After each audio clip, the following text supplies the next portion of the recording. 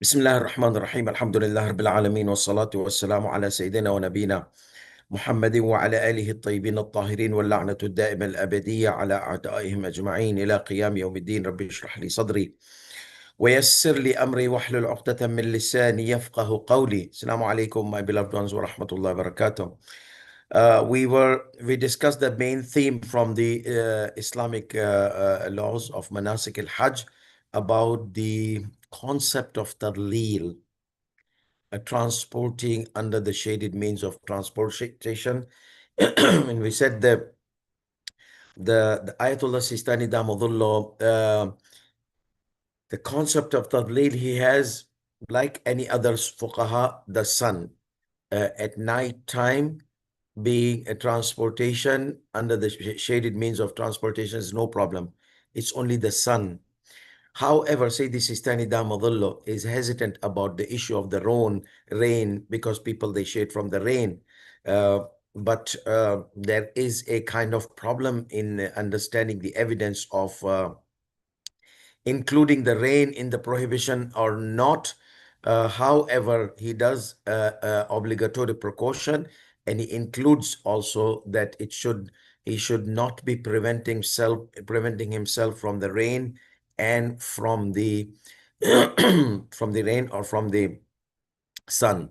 But rain is obligatory precaution, so people can refer to another marja in this case and check out what they say with regards to the rain. And then obviously, if somebody was compelled to travel under the shaded means of transportation, then also he has to um, he has to pay kafara if it rains and if it was at night. In daytime, no. And the kafara at night will be basically on the basis of obligatory precaution, because the prohibition of shading under the of traveling under the shaded means of transportation in the raining condition is an obligatory precaution to avoid, and not as a fatwa. So the penalty is also based on the obligatory precaution. In both cases, people can refer to, say, this is another marja who allows them to travel under the shaded means of transportation. And also we mentioned that the intercity travels, okay? So Sayyidi Sistani Damadullah has a serious problem. We said mushkil jiddan. That means in here also, if they are going to take a taxi inside Makkah from the hotel in Azizia, for example, and to the Haram. Azizia is a bit like 10-15 minutes away from the Haram by taxi, depends on the rush hours or traffic. So that means he has problem. If you should not take a excuse me, shaded means of transportation, internal intercity travel. So, and here also reference to another marja, because Sayyidi Sistani has a reluctancy in just letting it go here. So he just says mushkil jiddan, yani ihtiyat should not be avoided. So this was the thing. So there are two areas you may consider referring to another marja who's next in line, um, uh, um, because sometimes these precautionary measures are difficult to be observed, such as rain falls. Okay, so you tell the guy to stop and to get out, and those kind of things, which we have been receiving these questions a lot. So what if the rain falls? I mean, I can't get a parachute and tell the pilot, wait, let me jump.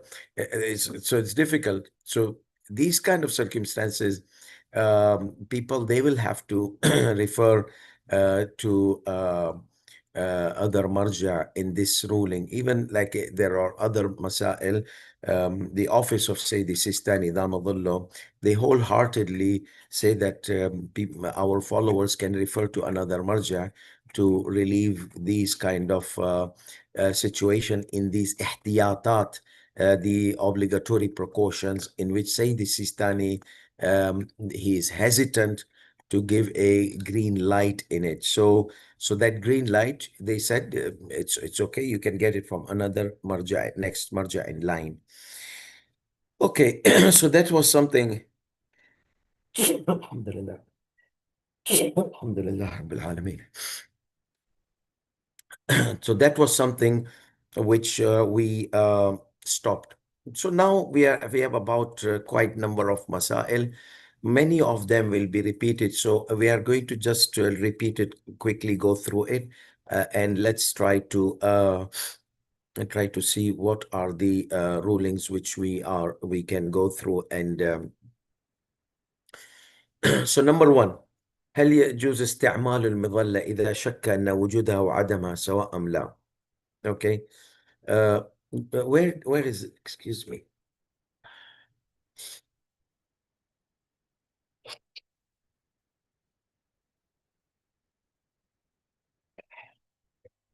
Mm. Okay. So question number one is asked: هل يجوز استعمال المظلة إذا شك في أن وجودها وعدمها سواء أم لا؟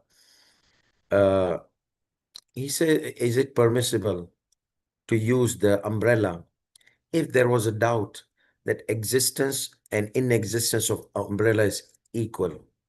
Now, some might say, then why why a person wants to use the umbrella if using it? For example, you have an umbrella and the rain is supposed to fall from top. So the thing is that the rain is coming from the sides, the wind is bringing, so you can't do maneuvers, umbrella here, umbrella there, and maneuver with the rain. Okay, so you're carrying an umbrella and it's a night time, there's no sun. So I mean, the rain is being, you're preventing yourself from the rain. So will there be a kafara on this or not? Okay, like because I'm carrying the umbrella, but the rain water is coming from the side, then the wind is blowing here and there from sideways, and it happens a lot. So here he says that yes, if the umbrella and non-umbrella is equal existence, because there's no sun, it's all about wind and rain. So he says that يجوز, it is permissible ما لم تقتضي مراعاة الحال السابق خلاف ذلك. So here say the Sistani uses concept of istishab. Remember istishab, we several times repeated. I know my dress is pure and I doubt. Did it become najis or not? We say in the case of doubt, we refer to the previous state, which was what? Which was pure. So it is pure now. Najasa did not affect. Did my dress become najis or not? In the opposite case, it was najis. And then I doubt. Did I wash it? Did it become pure? Did I forgot? I mean, I went into the bathroom, I washed something, but did I wash the dress, the purpose which I went inside or not? So obviously you did not. So here also, what was the previous state before umbrella? Was the umbrella preventing you from the rain and from the sun? And now you are doubting, okay, I don't know the sun has set or not. I don't know I don't know the rain is coming here and there, but from the top the water is coming less, the more is from the sideways. So he says that if the previous state was you are not supposed to use, then now you are not supposed to use. If the previous state was at night time, there was no rain, you're supposed to use, now the rain is falling, some wind is blowing from sides, then yeah. This is coming from Sayyid al-Khuy Quddus Sirru's, and remember we said that if the wind inside the car and the weather inside the car and the cool and hot weather inside the car was equal to outside ambient equilibrium, and the wind was blowing and the shades of the car were as no shade, then there would be no kafara. So this idea is coming from that aspect that is there any effect of umbrella? If umbrella was ineffective, if the shade was ineffective, then there's no kafara because you have allowed the weather and the thing from outside to be like inside. But if there was a difference, no, then if umbrella is effective, then obviously you will have to pay the kafara on the basis of obligatory precaution in the case of rain. Yeah. So this is the question number one. Question number two. So this question number two is, you are now traveling from internal city in Mina, or traveling from Muzdalifah after sunrise. You depart Muzdalifah and you're traveling to Mina. Though the distance is not that much, it's like barely half kilometer to 1 kilometer, depends on where in Mina you're going. But you are traveling from cross city. You'll be then going in Mina, and in Mina it depends. I said at 3 kilometers long. Where is your station? Where is your tent? So you're basically, or you're going to the Jamarat all the way at the end of Mina. You're coming from the beginning of Mina, from Muzdalifah. If we consider Muzdalifah the beginning on the day of Eid, that's your beginning route. And your end route is Jamarat al-Aqaba, the big shaitan. You need to pelt 7 stones on the big shaitan on the day of Eid. So while you're walking, and it's a daytime, and like your brothers in Islam, everybody's carrying umbrella. So one shade comes from here, one shade comes, everybody, like, they're crowded, and you get, so what you do, you're getting shade here and shade here, and it's a mobile shade, moving shade, remember? What should you do? So here he says that the question is, بعض الحجاج, some of the Hajjis from other Islamic schools of thought من سائر المذاهب الإسلامية يستخدمون المظلات في أثناء الطواف وفي المشاعر. They use the umbrella during the tawaf and during these rituals of Hajj, like camps of Hajj, Arafat, Muzdalifah, Mina. فهل يجب على الحاج المؤمن إمالة رأسه is it required from the Hajj? Is obligatory upon the Hajj to bounce like to avert his head away from the umbrella, away from these other people's umbrella? Like you'll be bouncing here and here and here and here. Like people who say, "What is this guy? He's from behind." You'll be doing like this, and somebody comes from here. You'll be like this, like you're playing basketball or something like that.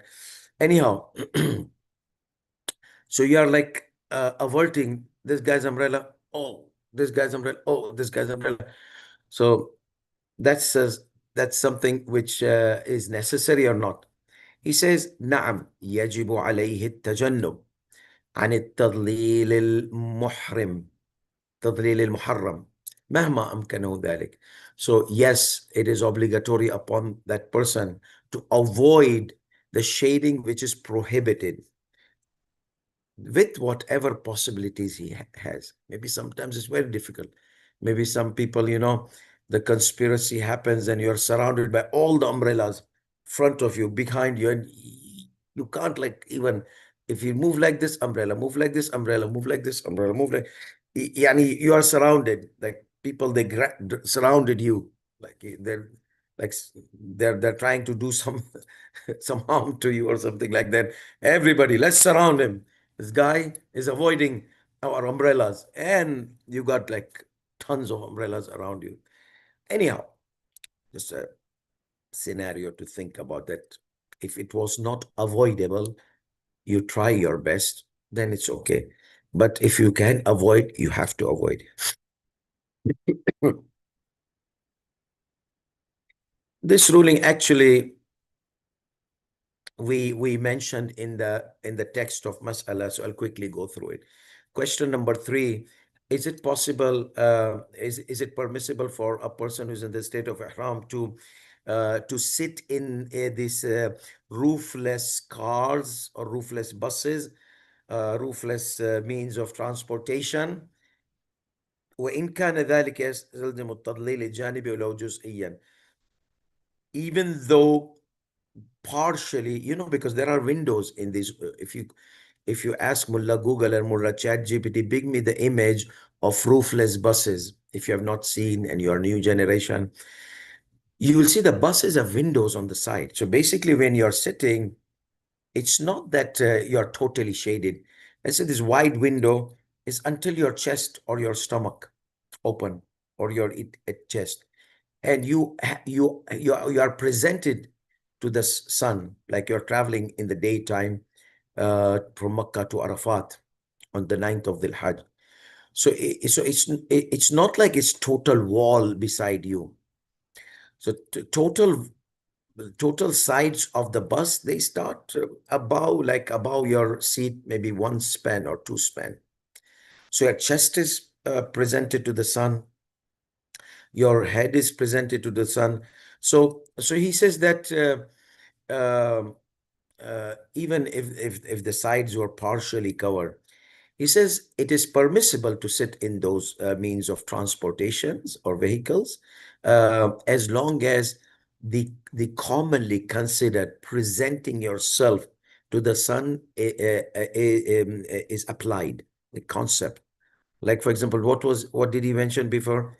A part of the chest, like chest and head, shoulders, these kind of areas, like almost half of your body, okay, is presented into the sun. So this idha and the sidq al-idha. Idha is like from wadduha, wal-layli idha saja. You see, like the day rises, when the sun rises, sun shines its rays on the land. Okay, so the things are under the shine of the sun. Okay, under the rays of the sun, the brightness of the sun. So if it is considered you are presented, okay, like any other objects in front to the sun, the light of the sun or the shine of the sun or the rays of the sun, then yes, it is permissible to sit in those uh, means of transportation. And as he mentioned before, والظاهر apparently إنه لا يمنع من صدقه. Apparently, now he's giving his personal perception that apparently, like personal application, that apparently it does not prevent from that concept of being presented to the sun from happening. especially إذا كان جدران السيارة قصيرة لا يستتر بها لا يستتر بها رأس المحرم وصدره. Especially if the sides of the bus or sides of the vehicle were low enough that the head and the chest of the muhrim is presented to the sun. Question number 4.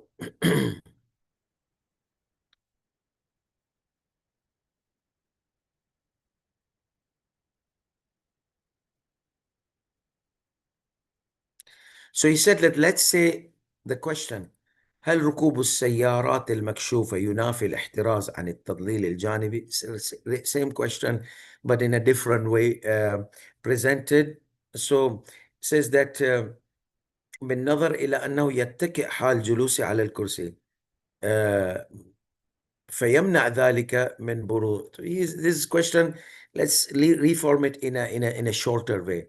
That okay, I'm sitting and the sides are okay, the sun is coming to the chest and the head. So, but what about my back? I have the support of the seat that's covering my chest. Okay. He says there's no problem in that. الجواب فيمنع ذلك من بروز ظهري للشمس. That the seat support prevents my back to be presented to the sun. He says apparently it does not consider not being under the shade of the sun. Okay, as long as your chest and the head is presented, so you are okay. So that's back support is not considered preventing yourself being presented in front of the sun. Again, side shade.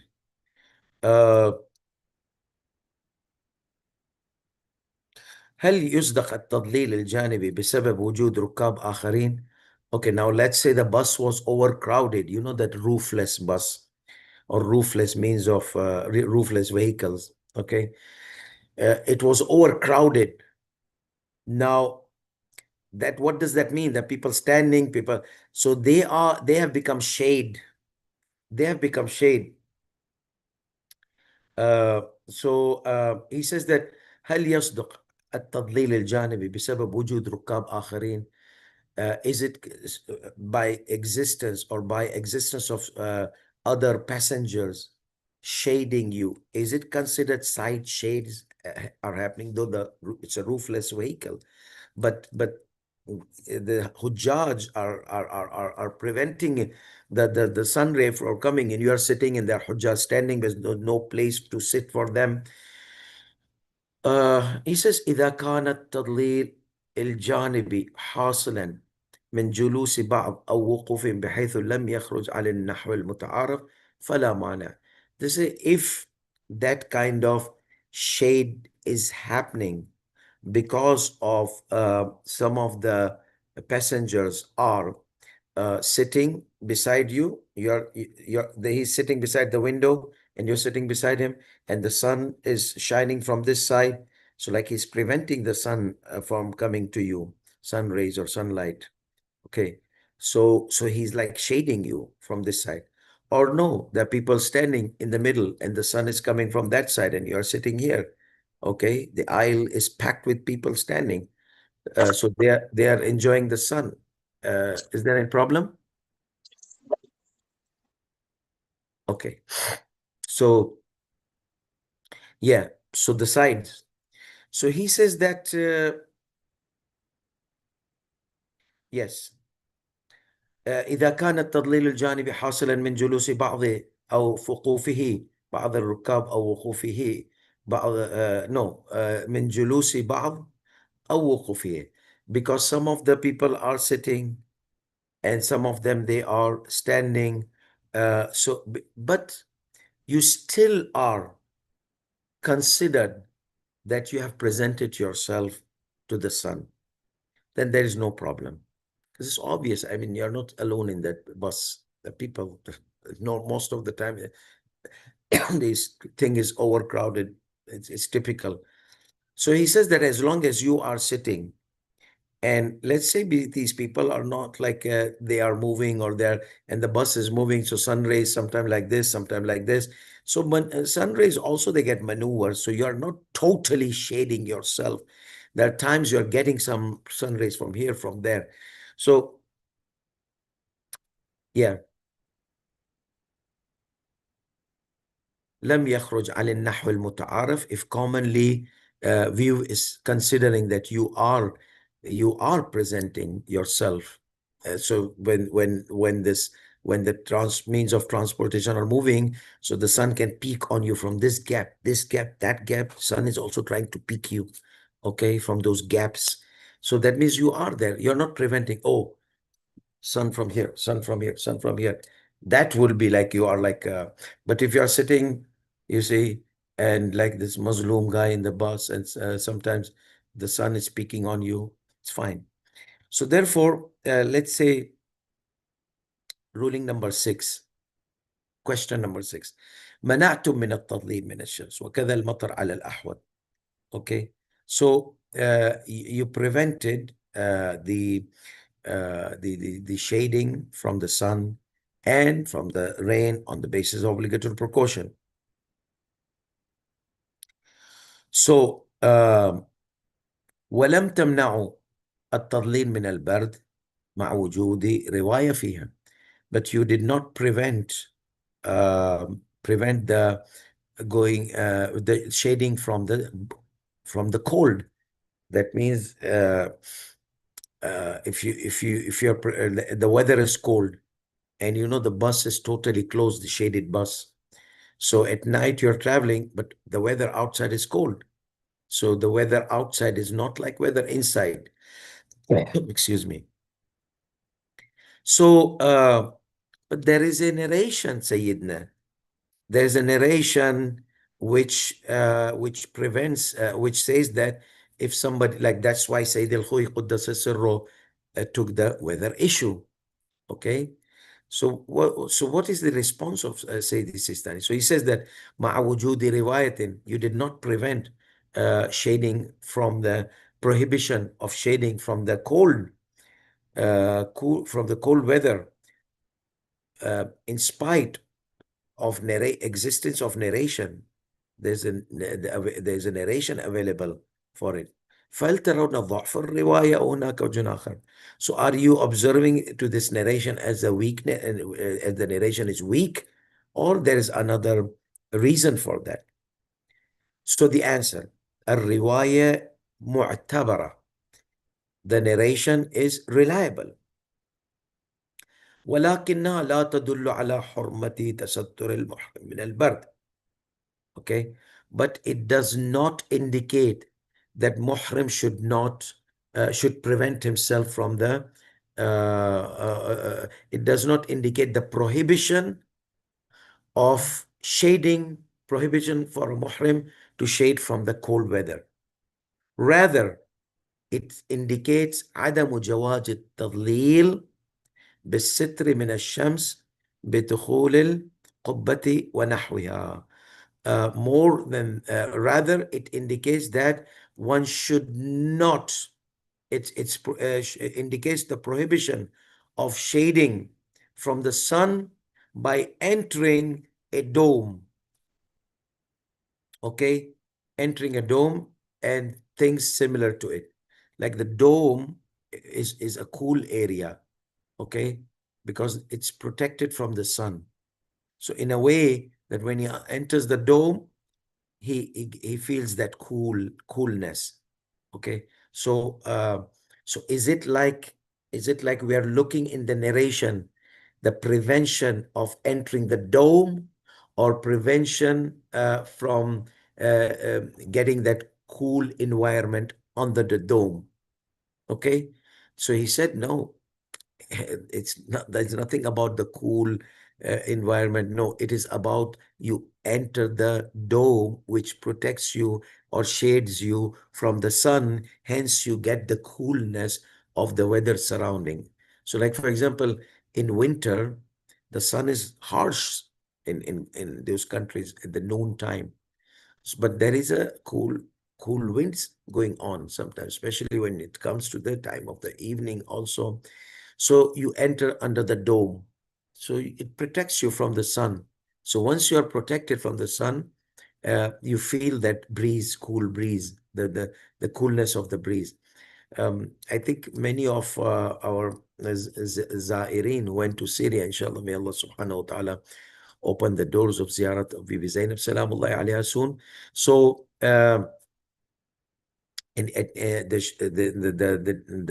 in summer, you will see the sun is harsh, but once you get under the shade and this breeze is coming, you feel that the coolness of it. So there are places, there are areas when there's a breeze going on and there's a sun. So once you shade yourself from the sun, you start feeling that breeze, cool breeze. So he says that the narration is not looking at preventing yourself from the cool breeze. It's looking at preventing yourself from getting under that dome, under the dome. Okay. Inshallah, when we are going to discuss this in our bahth, we are going to bring the narration.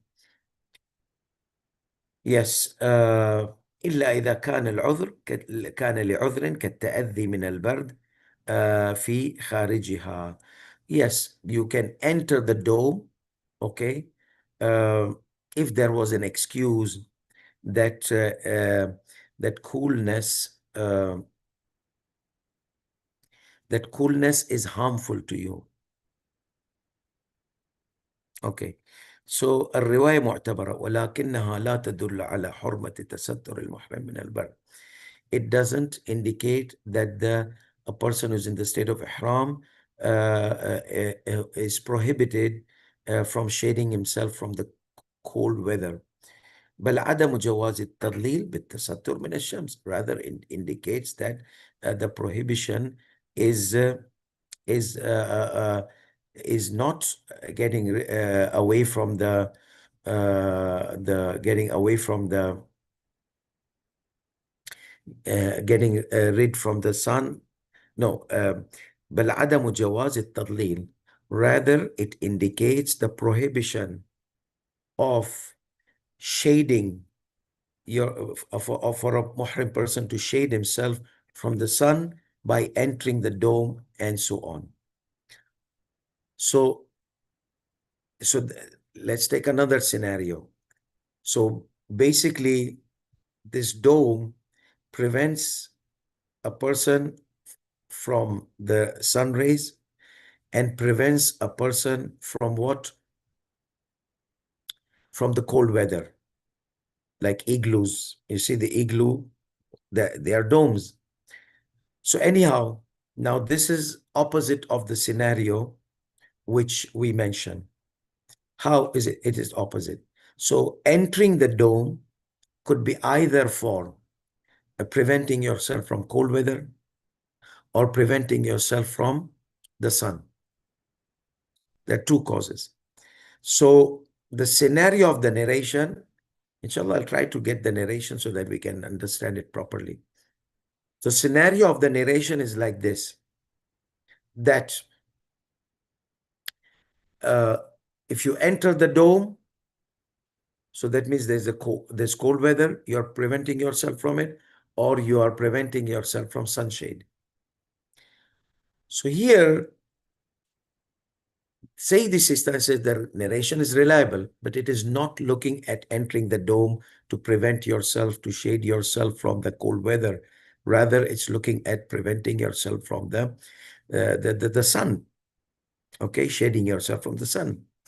Unless إلا إذا كان لعذر كالتأذي من البرد في خارجه. Unless if the dome was used as an excuse to prevent yourself from the harsh weather outside. From the harsh weather outside. And that is not indicative that the guy entered the dome or should not enter the dome, preventing himself from the harsh weather. Okay, so the narration is not looking at that aspect, that he entered the dome. He should not enter the dome because he's entering the dome to prevent himself from the cold, harsh weather. And that's also, if you go to Saudi, it's most of the land is desert. And desert, in winter, it's extremely hot. And at night, it's extremely cold. So harsh weathers both ways. So at night, he enters the dome. In day, he enters the dome. He enters the dome in the day to prevent himself from the sun. And in some cases, he would be entering the dome to prevent himself from the cold weather outside, harsh weather. And if the cold weather was in the daytime and the sun was harsh, so he would be entering the dome for both purposes. So these are all the scenarios you can understand from the narration. So Sayyid Sistani Damadullah says that the narration is reliable, but it does not indicate the prohibition for a muhrim person to shade himself to prevent himself from the cold weather.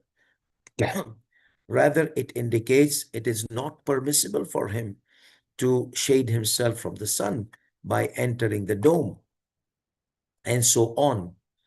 Unless if the excuse for entering the dome was preventing from being harmed through the cold weather, which is outside of the dome. So this is the final scenario, which is understood clearly from the words of the riwayah and the words of explanation of Sayyidi Sistani Damadullah. So basically, we go to the ruling number 7. So this is when it is optional to travel under the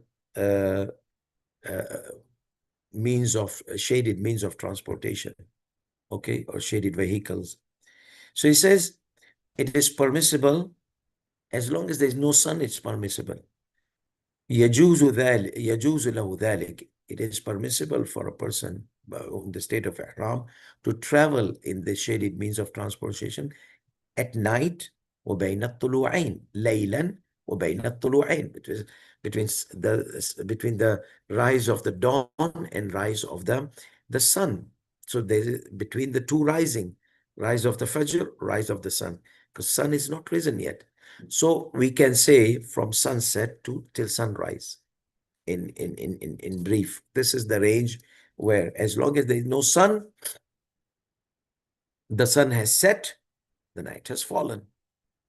Even though the Eastern redness is there, because we are not talking about breaking the fast and praying Salat al-Maghrib. We are talking about the availability or the existence is sun. The sun is not shining at you or your body. So yes, وعندما تكون في السماء غيوم كثيفة تحجب أشعة الشمس ولكنه بشرط عدم نزول المطر على الأحوال. So now he presents a European scenario. Like those people who are in London, okay, now it's a bit different, but before it was always cloudy. So you could barely see the sun. Or in Saudi, there are times in rainy season, but they're very rare that you could see in Makkah or in Medina or in where the whole sky is packed with clouds. It happens, but I said rarely it happens. So let's say you're driving from Miqat to Makkah in the state of Ihram, and the sky was heavily clouded. He says, as long as the rain does not fall on the basis of obligatory precaution, you can travel in daytime as well. Why? Because the sun is now shaded. The sun is covered by the clouds. So therefore, it is the opposite. Instead of you shade from sun, Allah has shaded the sun from you. But then those heavy clouds, they carry blessings of rain. So be prepared to slaughter a goat or refer to another marja. So the bottom line is sun is shining on you, you should not shade yourself. If sun is not there, travel in the shaded means of transportation or shaded vehicles. If sun is there, but sun is shaded by the clouds, you can travel. So what happens? Like once the clouds move and peak, stop the bus, okay? And you jump over like once upon a time from inside the bus to the top of the bus. But what if there's no top and these are air-conditioned bus, closed, packed, and you're inside and banging the door, open up, the sun has... No way the driver is going to listen to you, okay? If it's a company and not under your control. So what should you do here? Pay penalty. Goat, sheep, okay? Pay a sheep. So this is question number 7. Question number 8. هل يجوز للمحرم? Is it permissible for a muhrim person? Same repeated about the cloud. Okay.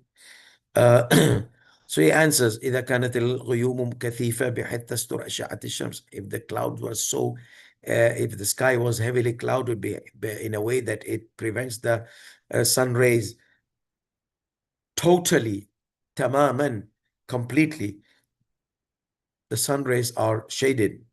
جاز التضليل برفع المظلة فوق رأسي أو ركوب السيارة مثقفة. Then the shading will be permissible by using an umbrella or on over his head, or traveling in vehicles which are shaded or any other thing. That means shading in general will be permissible.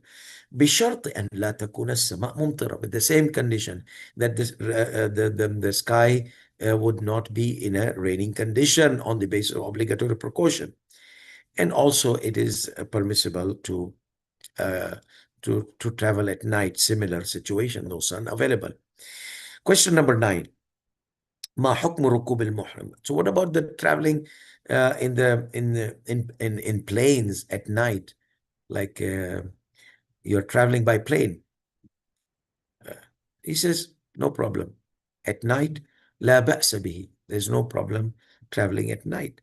بشرط, with the same condition, the sky should not be raining on the basis of obligatory precaution. So if raining, what should I do? I'm compelled. It's not in my hand. I can't get a parachute and jump off the plane. Anyhow, so in this case, just pay the penalty or refer to another marja. Question number 10. Repeated using umbrella at night. Okay, the same thing, rain. Question number 11.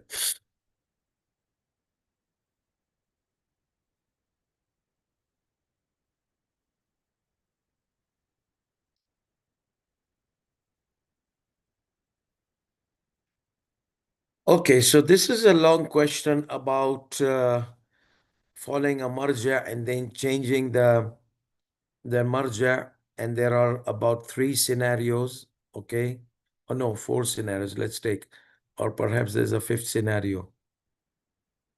Yeah, there are 4 scenarios. Like, let's take them one by one. So what is the question? The question is,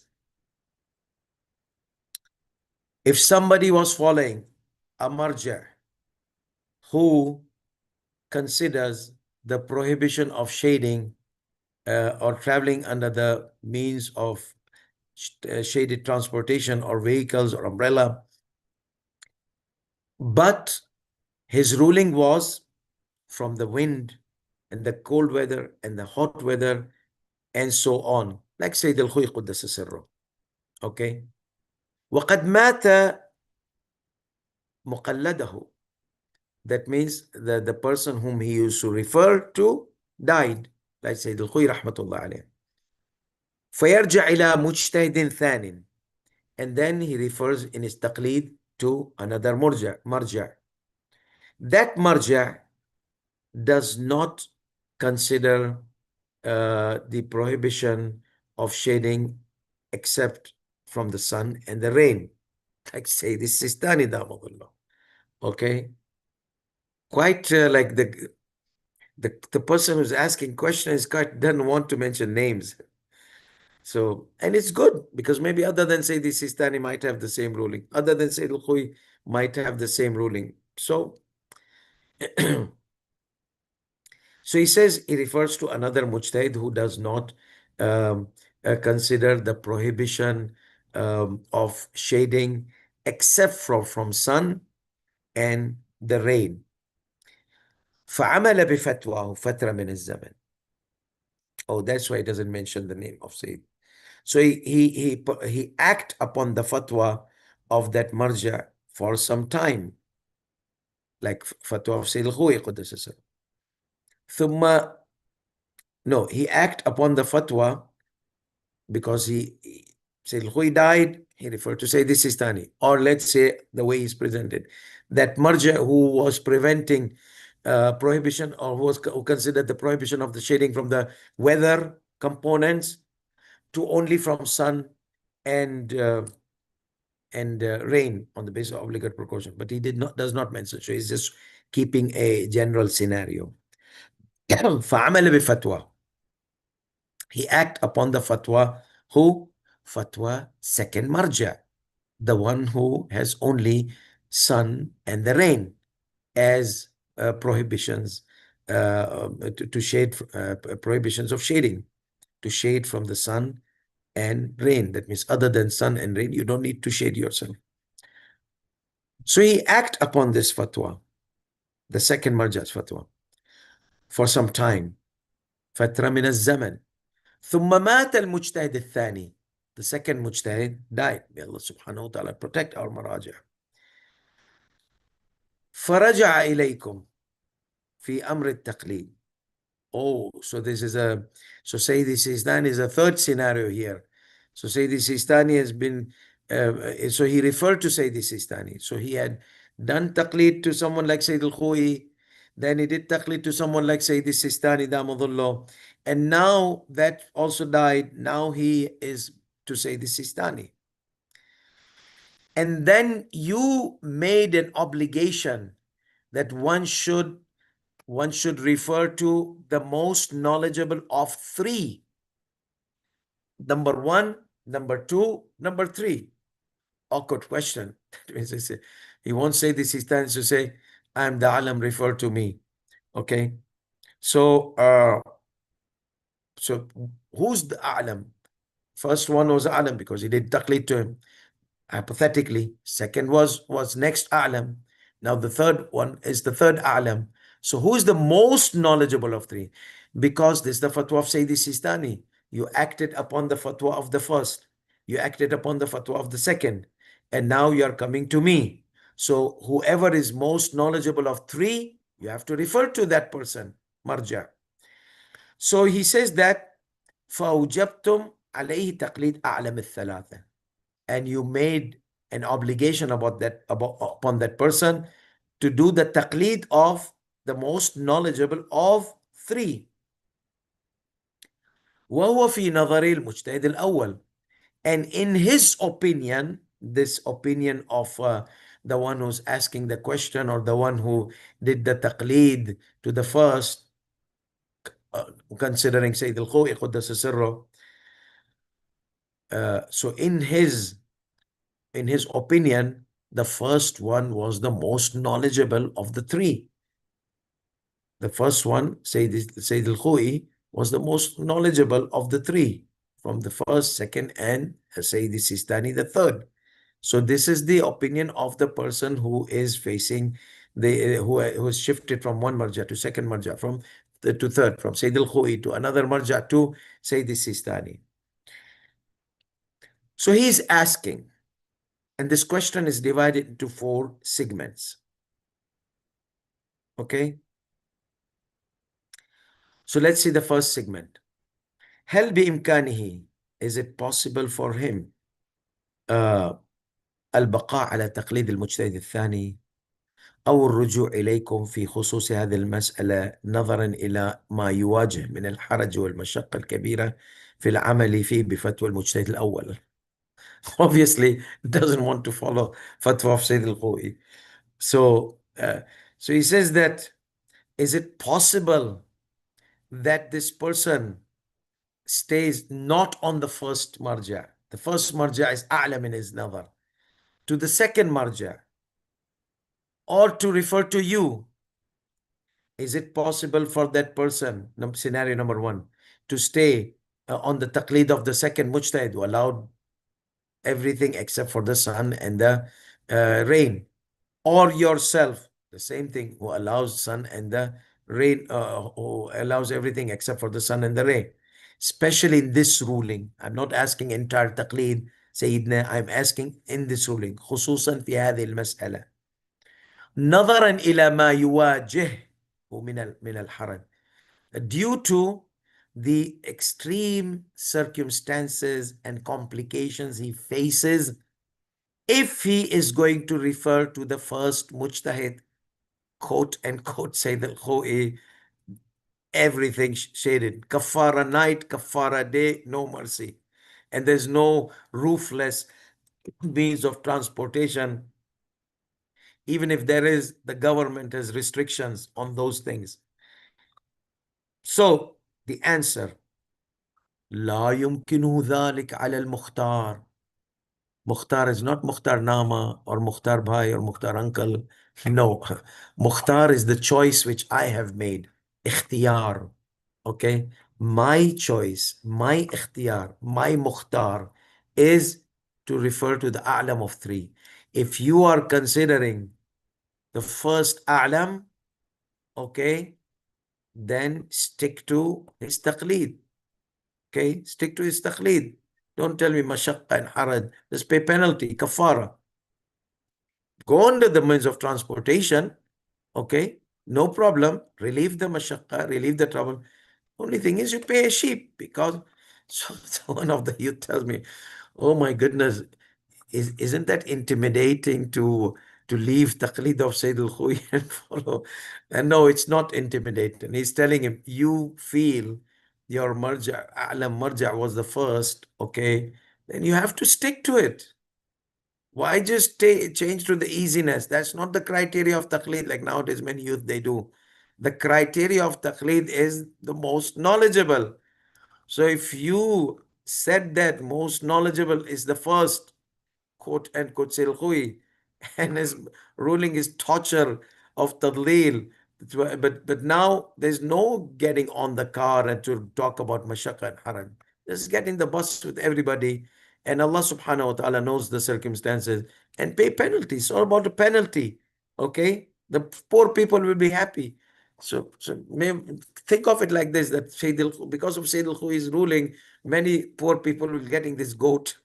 So that's why the concept is concept. His ruling is refer to the a'lam al-thalatha. Not in only this mas'ala. The ruling is entire taqleed. Sayyid Sistani Damadhu. That's why when Sayyid al-Khuy Quddasa Sirruh died, and people they refer to Sayyid al-Paigani. Then after Sayyid al-Paigani died, Rahmatullah alayh, people they came to Sayyid Sistani. Sayyid Sistani Damadhu says, whoever is most knowledgeable of three, you refer to him.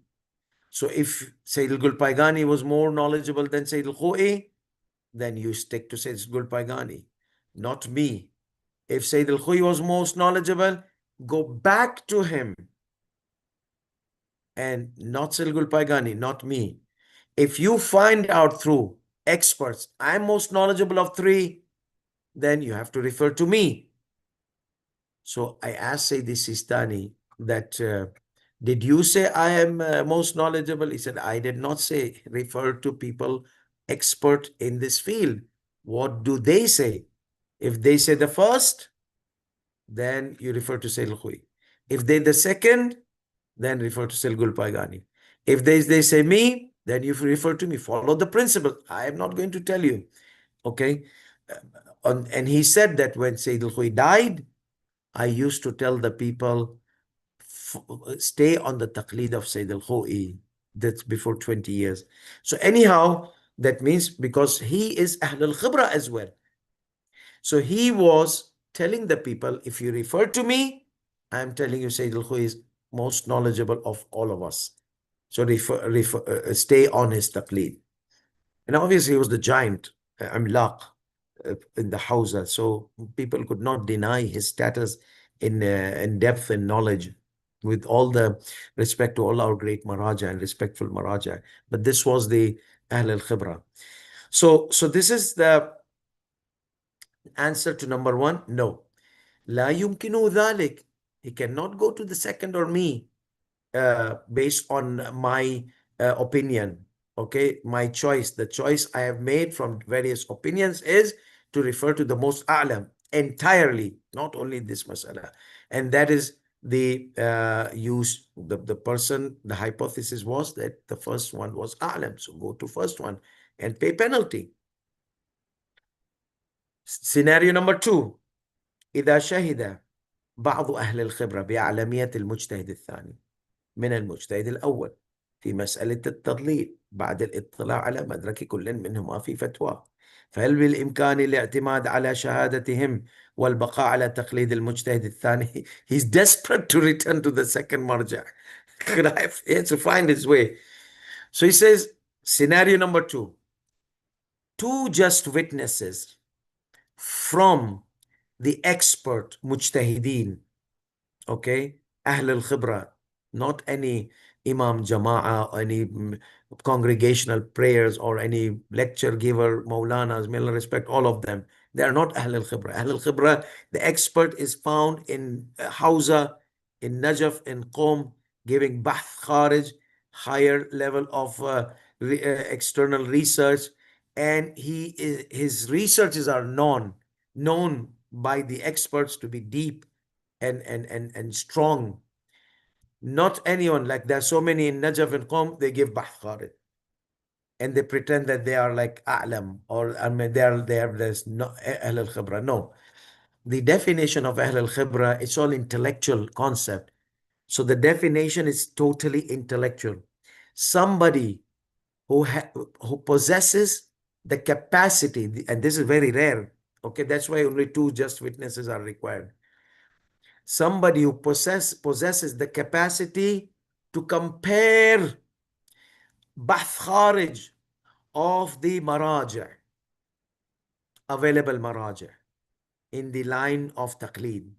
Okay, let's say there are 5 maraja. So this Ahl al-Khibra, he must say that I compared Fulan, Fulan, Fulan, Fulan, Fulan, and I found Fulan A'lam from these 5. 2 just witnesses, enough.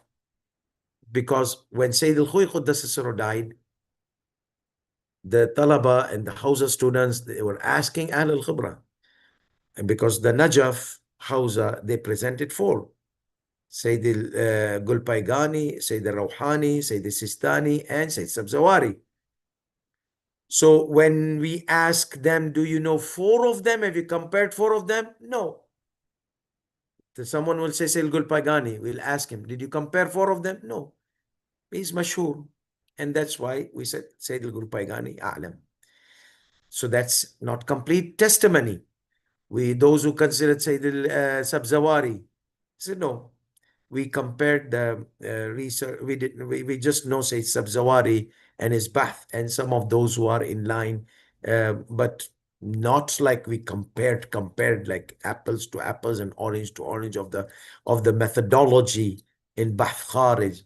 Okay, and we ask Sayyid Sabzawari's those proponents of Marja'iyya, Sayyid Rouhani, Sayyid Sistani. So we found scholars, 3 scholars, telling us that we compared the researches of these Maraja who are presented, and we found Sayyid Sistani more accurate and depth in his methodology. So that is where the what is a'lamiyya means. Nowadays, our youth, they collect these books of law. What are you doing? I'm comparing the rulings. For what? I want to choose the one which is easy. Baba, this is not the criteria. This is not the criteria. When you want to buy a furniture, Chinese furniture looks exactly like the German furniture. Then why are you leaving Chinese furniture and getting German furniture? Oh, made in Germany. Because, inside it's strong. Chinese, 1 month I will stay and whack, I'll fall down on this chair, which happens mostly. But this Germany lasts like 10 years. Why? Because the methodology used to make that chair made in Germany or Italy is different than the one made in China. Nowadays, China is going ahead, so I'm not just making black and white statements. I'm just giving a hypothetical situation like we lived long time ago. Once upon a time, this was the case. So this is the scenario. What is the methodology? Not which is cheaper, which is easier, which is this. You go to the doctor tells you, I'll do surgery. Oh, no surgery. Other doctor says, just take pills. Okay, I'll refer to you. Easiness. Maybe the doctor who told you about the pill has strong methodology. Did you find out that? Strong experience in your case. Maybe the doctor who's telling you to do surgery, he has more experience in this field. So, and it is a dangerous situation. So where will you go? To the easiness pills or to the one who is expert from both of them, regardless of whatever they prescribe, but you will go to the background of that personality. So here, the same thing. He says that 2 Ahl al-Khibra, they said that the second mujtahid is a'lam from the first mujtahid. In which ruling? Experts, they can give partial testimony, they can give entire taqleed testimony. So they can tell you, okay, we compared the bahth of Sayyid al-Khuyi and Sayyid al-Sistani, Sayyid al-Gulpagani in the issue of traveling under the means of transportation, shaded means of transportation. We found Fulan A'lam. So this opens the door of partial taqleed. But again, not to make one Eid, like nowadays, some of the sheikhs are selling their religion to please the rich people and get the popularity and make one Eid. No. Let people follow their taqleed. This is a serious issue. Who are you to make one Eid? It's marja is expert, two marja. They have different opinion. Some follow this marja, some follow. Who are you to make one Eid and bypass these maraja? You see, these kind of things which happen, these crazy things happen. People that have taken responsibility to mess up the religion of the people. What about that follower of Sayyidi Sistani, whose day is not Eid? You are making him fast, making him break his fast, doing haram thing. Who will take the responsibility? Obviously, you. Then what is the difference between you and those countries who make these mistakes and make the people break their fast and then announce to do qada and those kind of things? So these are serious issues. Now, subhanallah, once they were criticizing others, now they've fallen into the same trap because of Shia unity. We want to make one Eid, and some because Islamic unity we want to make one Eid, and we want to let them break their fast. It's Islamic unity. So these are nonsense. This is not the way school of Ahlul Bayt alayhi salam practices. This is crazy, chaotic people practice, and that's not the type of Amir Mu'mineen Salamullah alayhi. Yes, Islamic unity is required, but not compromising on haram and wajib things. Haram and another thing. Tomorrow you will say, okay, I'm invited in the party of this Christian, and they're going to impose upon me to drink alcohol. So I'm going to drink alcohol because of the humanity unity. Okay, you go one step that's direction and compromise in Islamic laws, you go also in a extreme direction as well. Don't tell me it will not happen. I've seen it happen in some cases, not alcohol, but worse cases. Okay. Anyhow, may Allah protect us and all our beloved mu'mineen around the world from this wrong type of people deviating and bypassing the Islamic law, which is provided by our great scholars. Okay. So let's say two Ahl al-Khibra said second is A'lam.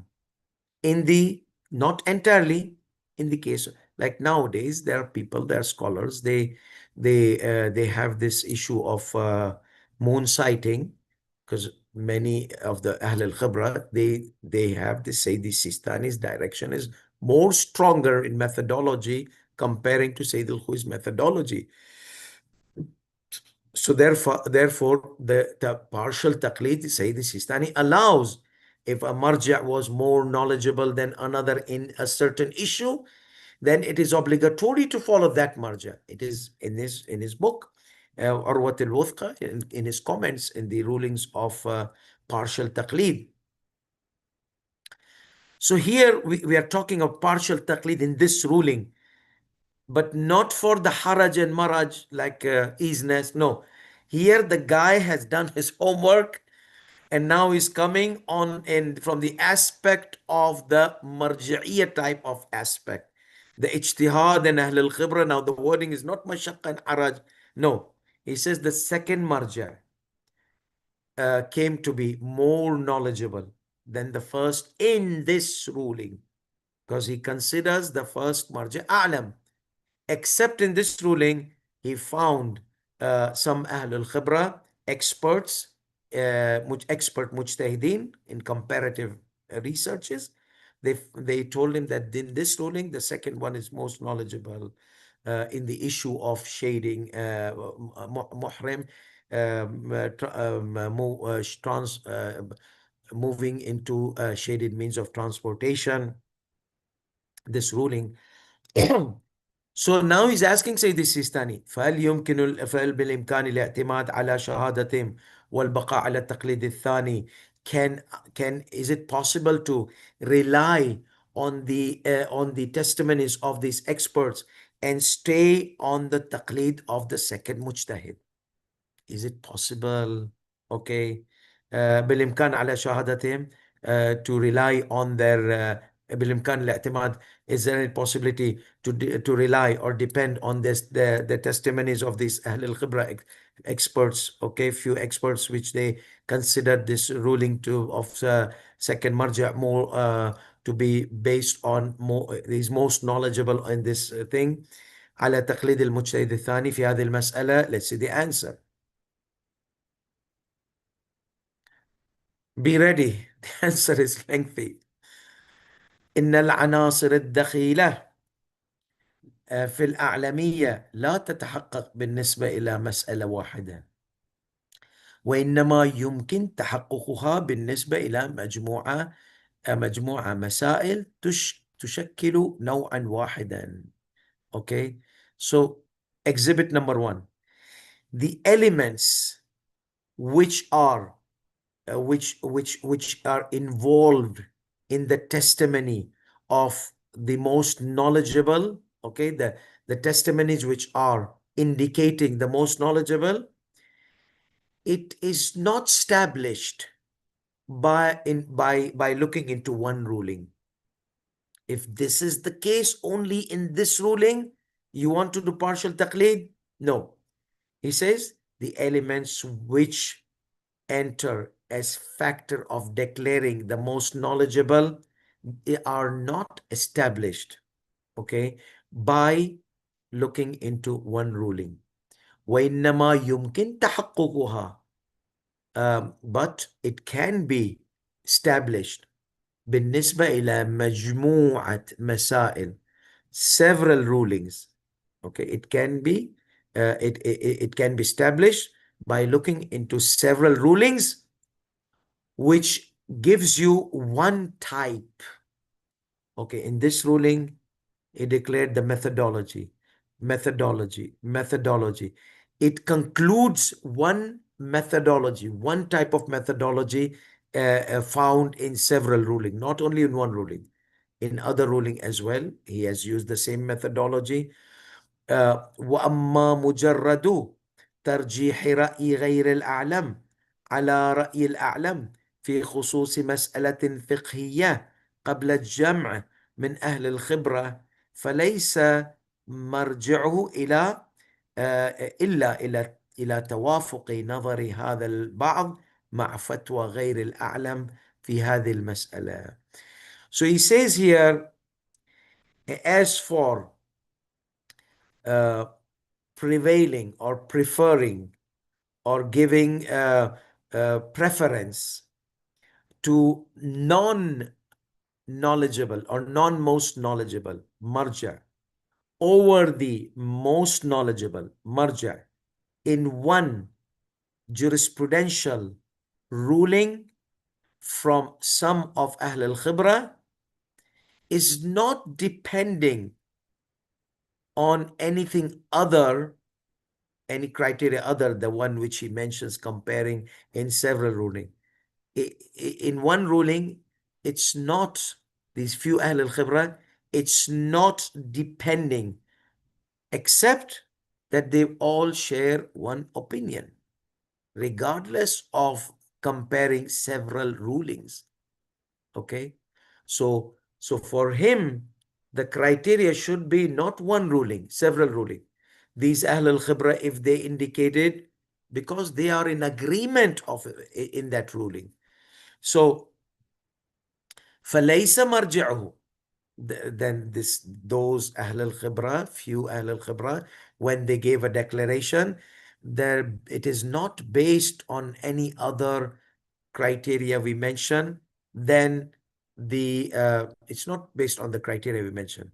It's based on any other than what the criteria we mentioned. Like what? Like توافق نظر هذا البعض مع فتوى غير العالم. That they are in agreement and aligned with the fatwa of the less knowledgeable, the fatwa of less knowledgeable. Okay, how? That the second marja is less knowledgeable in the eye of this person. That's the hypothesis. A few of the mujtahidin or Ahl al-Khibra, their declaration is not based on looking into several rulings. It is based on their agreement with the ruling of this less knowledgeable marja. And that is not a criteria that declares or that indicates the a'lamiyah in a specific ruling. خصوص مسألة فقهية من قبل جمع من أهل الخبرة فليس مرجعه. It is not depending on the criteria mentioned, except on agreement of these some of fatwa of some of these. So these ulamas, they have given fatwa. They are mujtahideen. Their fatwa is in agreement with the fatwa less knowledgeable. It's not, they gave fatwa, but they did not check the other fatwas of the most knowledgeable, and they checked the methodology. Is it depending on one type of methodology or not? There's more work في هذه المعنى. وهذا لا يقضي, and this does not give them the right to prefer the fatwa of less knowledgeable over the fatwa of most knowledgeable. وهذا لا يقتضي ترجيح فتواه his fatwa of the less knowledgeable على فتوى الأعلم فيها, or over the preferring the less knowledgeable fatwa over the most knowledgeable. Okay, Sayyidina, just tell us the conclusion, okay? Because our heads are being spinning from this heavy duty stuff you're telling us, and our audience is not Bahth Kharij audience. So let's give them the conclusion. والحاصل, the conclusion is أن الأعلمية التي هي من مرجحات باب التعارض بين آراء أهل الخبرة لا تلاحظ بالنسبة إلى مفردات المسائل بل إلى نوعها. So he says, the conclusion, that the أعلمية declaring, excuse me, declaring the most knowledgeable is a criteria used to distinguish, to resolve the conflict between the evidences and the maraja. Okay, it's a criteria. The a'lamiyya is used as a criteria to give preference that who's most knowledgeable and who's less knowledgeable, so that a person can do the taqlid, because they both have, one says local moon sighting, one says uh, dome of the night, one says following the scientific parameters of the moon sighting, like say the Sistani Damadullah. So we have these conflicts. Who should I follow? Here, it is not referred to some of the elements. So he says that this the conclusion is that the declaration of the a'lamiyyah, most knowledgeable, is from the criteria which is discussed in the chapter of reconciliation, or resolving the conflict between the opinions of Ahl al-Khibra, who are expert. لا تلاحظ بالنسبة إلى مفردات المسائل. We don't pick and choose, cherry pick one rulings, okay, and check out who's most knowledgeable in this ruling, in that ruling. بل إلى نوعها.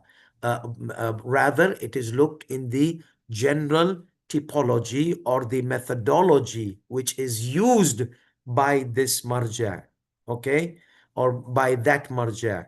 إلى النوع, the type, the typology or the type of the methodology. ومن كان أعلم بهذا اللحاظ أخذ برأيه في جميع مفردات ذلك النوع.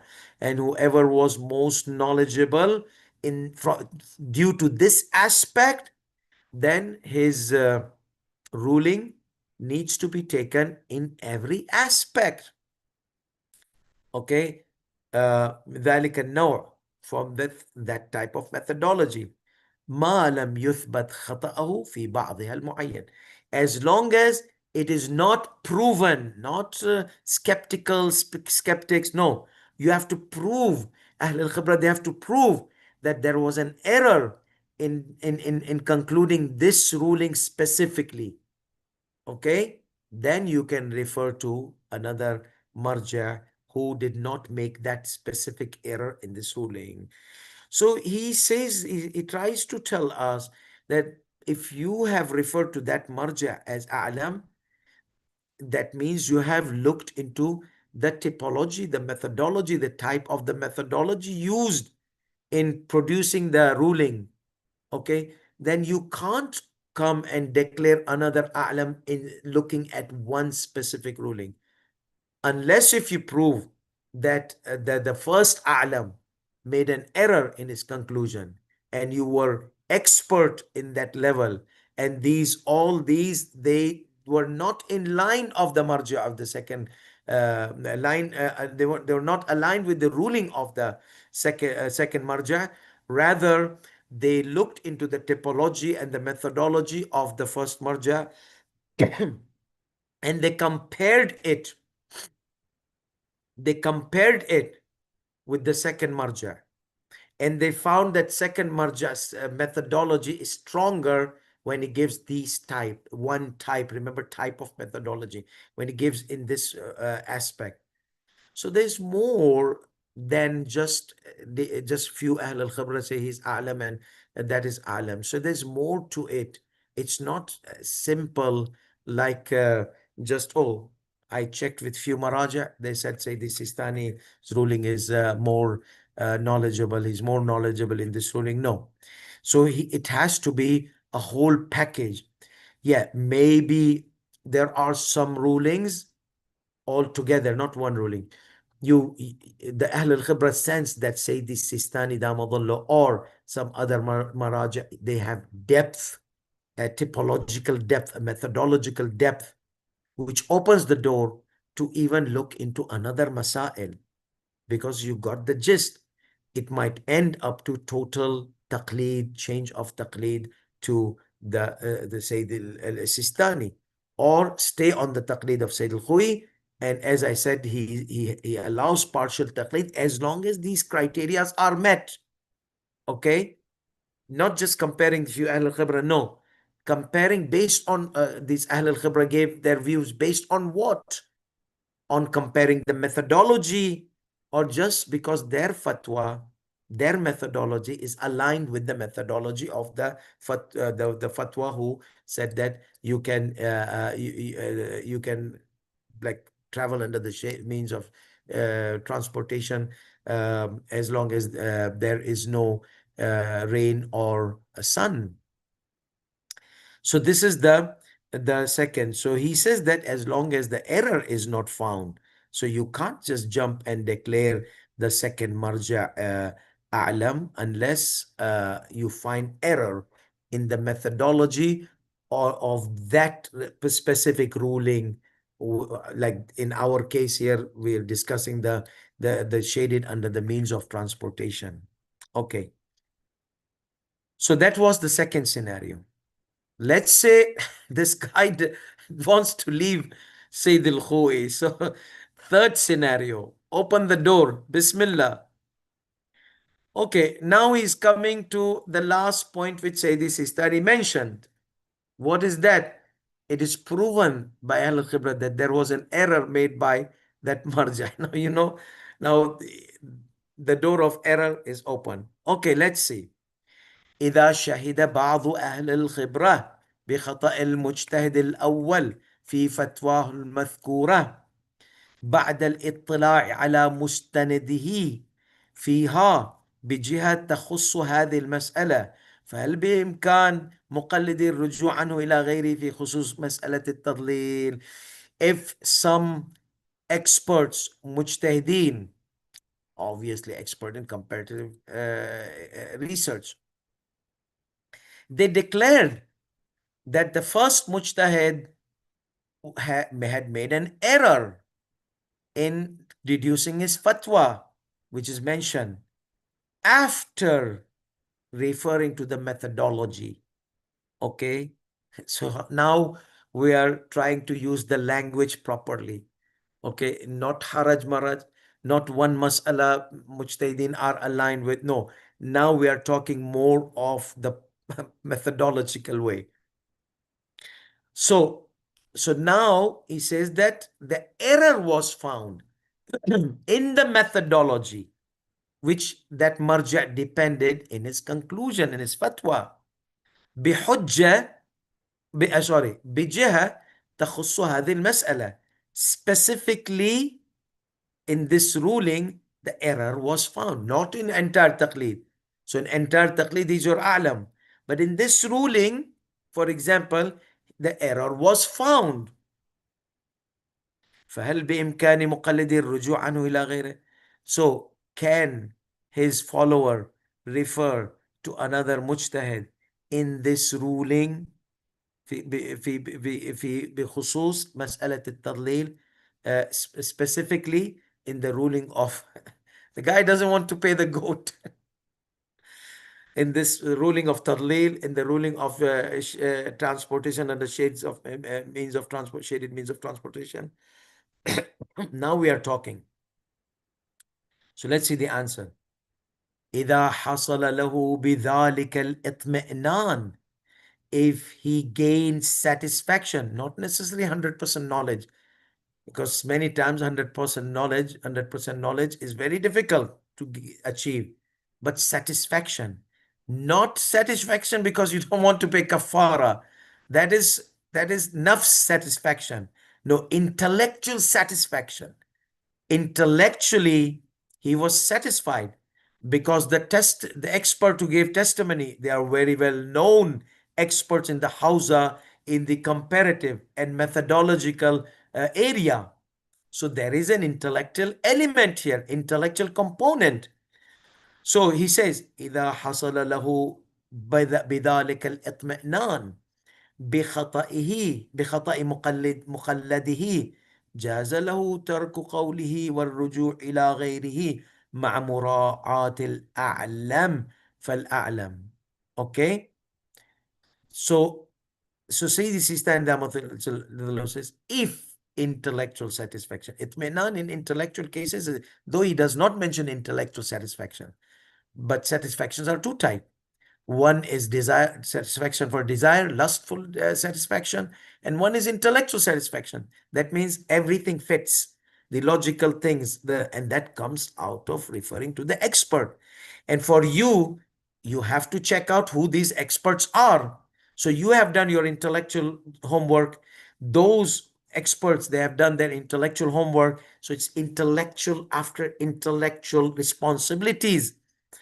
إذا حصل له بذلك الاطمئنان, if this person who finds out that the first his a'lam marja had made an error in methodology, okay, and he got the satisfaction with the testimonies of these Ahl al-Khibra who told him, some of the al-Khibra, jaza, in this case it becomes permissible for that person to leave that marjas taqlid in this ruling, والرجوع إلى غيره الأعلم فالأعلم, and refer to another marja, most knowledgeable not found, the lesser knowledgeable, the lesser knowledgeable not found, then the lesser of this lesser, then like that. You have to have a sequence. It's not just like, oh, let me choose the easy one. No, still there are stages.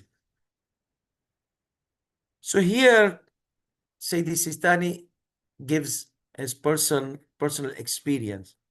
ولكن, however, Sayyidina khalas, let this guy go with his itmi'nan and refer to that marja and not slaughter. No, wait, I'm not done yet.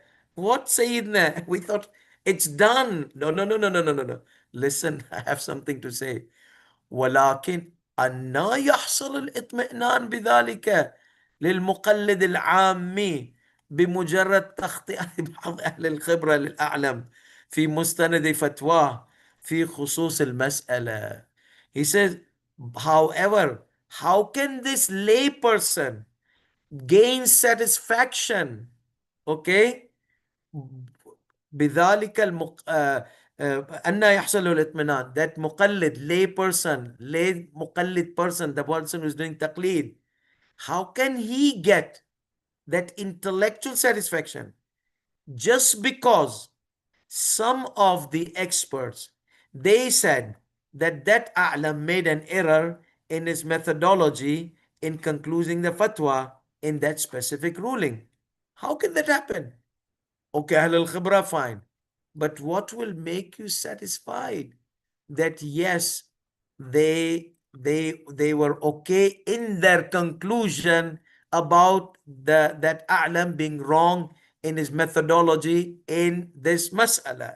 He says, lay people, I mean, they don't have the capacity to know the methodology of the Ahl al-Khibra who are declaring the methodology of the A'lam Mujtahid, his A'lam Mujtahid. Yes. So Sayyidina, please let this person go and travel and do his Hajj without slaughtering the goat. مستند فتوى في خصوص المسألة. So this is the question poses, say the Sistani. If he has this lay army has, that's fine. But he's questioning how can a lay a person who's doing taqleed can have itmi'nan, intellectual satisfaction that these Ahl al-Khibra are correct and that A'lam made an error. So it is a complicated issue. You're trying to tackle with the giant. Obviously, giant is not masoom. Okay. A'lam with those people who are Ahl al-Khibra, they're not as A'lam as that A'lam. That's why you did taqlid to that A'lam from the first place. Anyhow, but now he argues a bit room room of flexibility perhaps. نعم. Yes. ربما يحصل. Perhaps that itmi'nan can be gained. Sayyidina, just give him a room.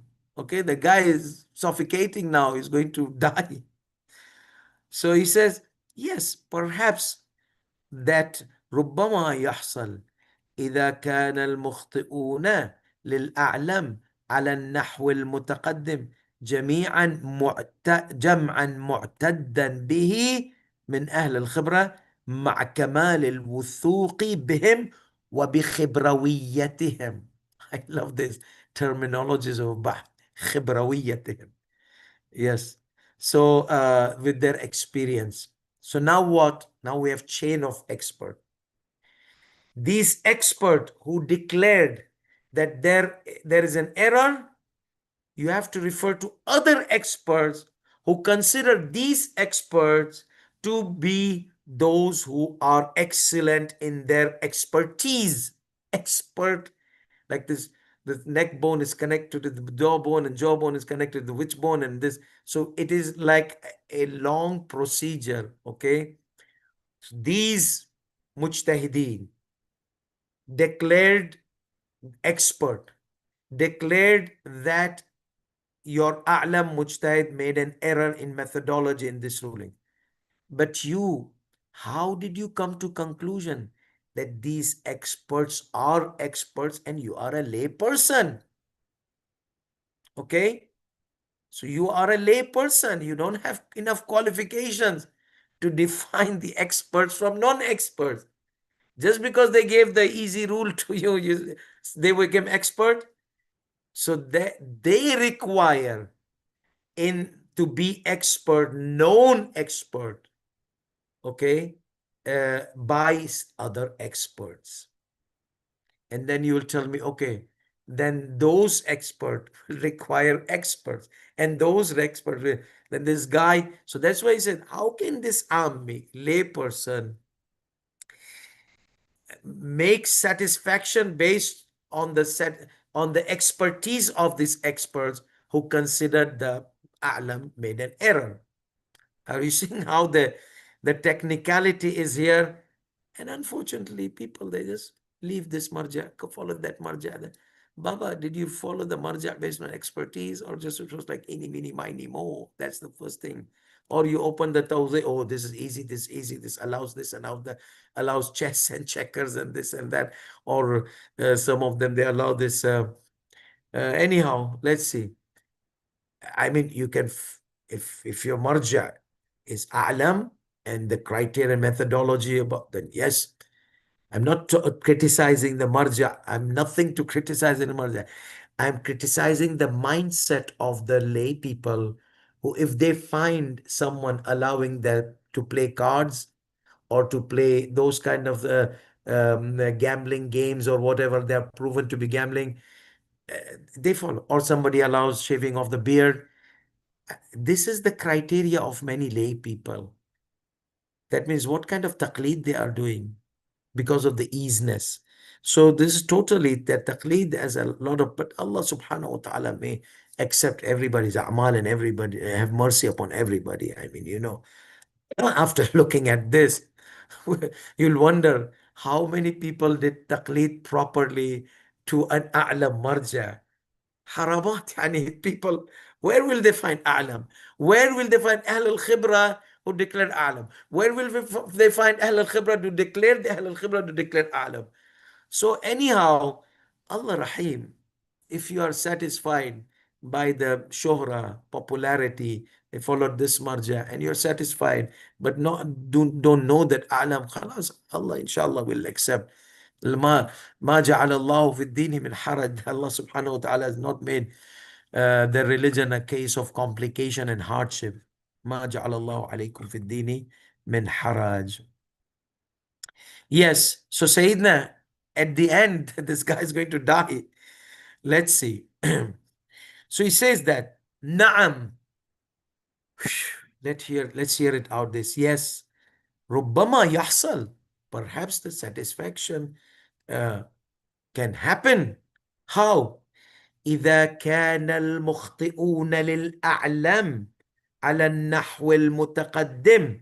If those people, أهل الخبرة, expertise, who considered the أعلم made an error, okay, based on their study of the methodology, the type of the methodology used, that the methodological approach, they found there was an error in the methodology.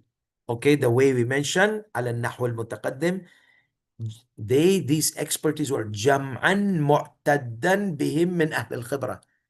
These groups who declared that a'lam, making error, are a group which are well known by other expertise.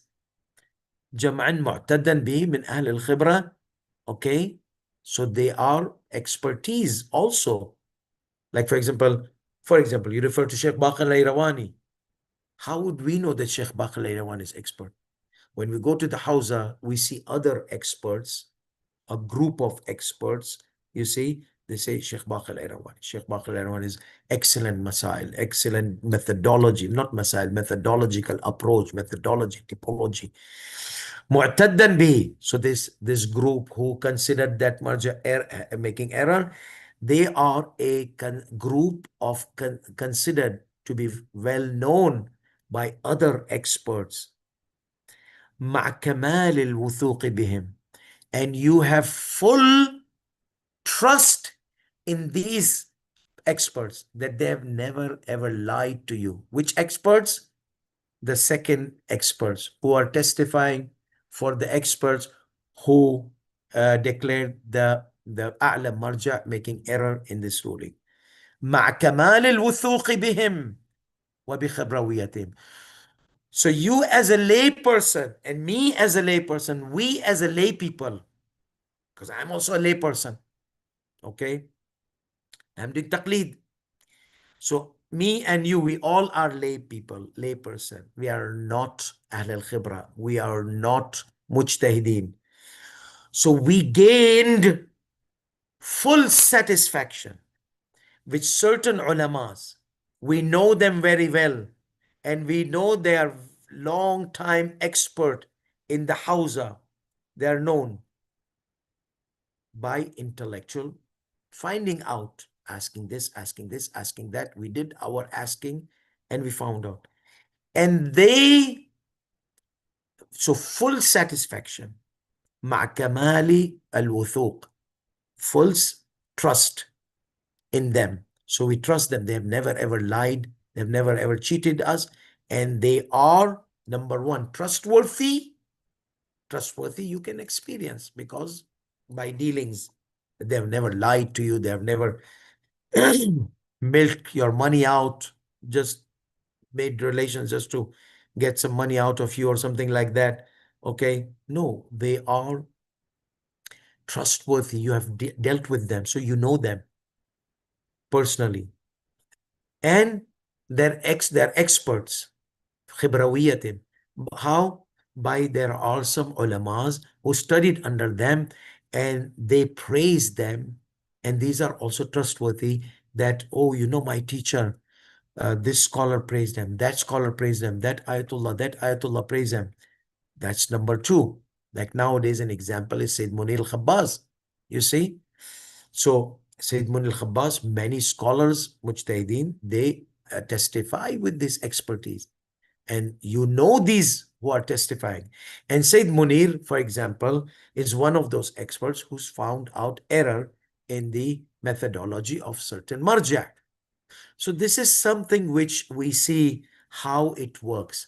Your level of satisfaction, my level of satisfaction as a lay person has to come by full trust in the one person who's giving me testimony and his expertise by asking the Hausa community.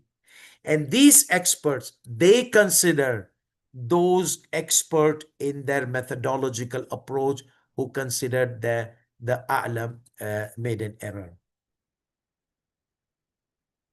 So now what? It's left. Say the Sistani says, how can that satisfaction be achieved? There needs to be a chain of investigation.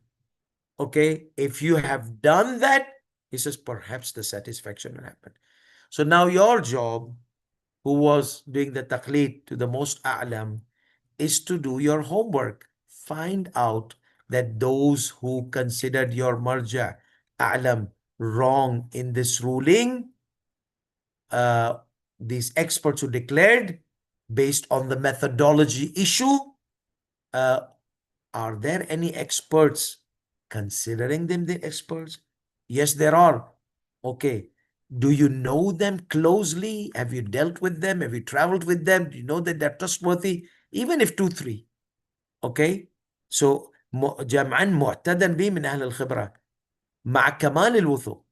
And then have you, those people whom you are relying and you know them, you have traveled with them, you have lived with them, you are your neighbors and this and that. So how much information you have about their expertise in the circle of Hausa? Oh, mashallah.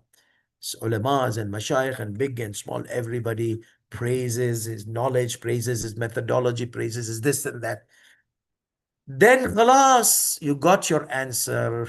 To refer to the second one, and no more kafara unless if it rains, then unless if it was ahwat wujuban, then you can refer to another a'lam.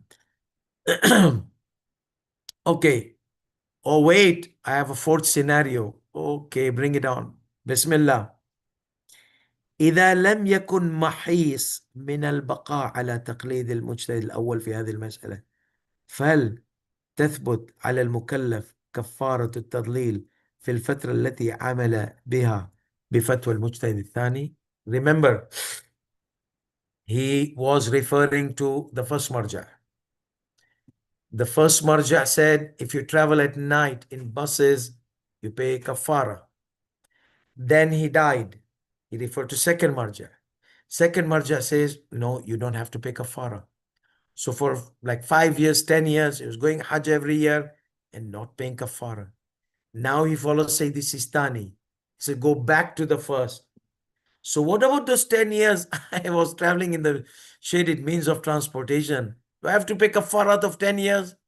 Like 10 Hajj, 10 goats, or maybe Umrah also. So we're not talking about Hajj only. We're talking about Umrah as well. Umrah Mufrada, Umrah Tamattu. There's so many. So every like 2, 3 months, I used to go for Umrah Mufrada. So I have piles of sheep. I need to buy a herd of sheep and start slaughtering one after another. So he says, the question is, إِذَا لَمْ يَكُنْ let's say there is no other way getting away from that marja. I'm stuck to him.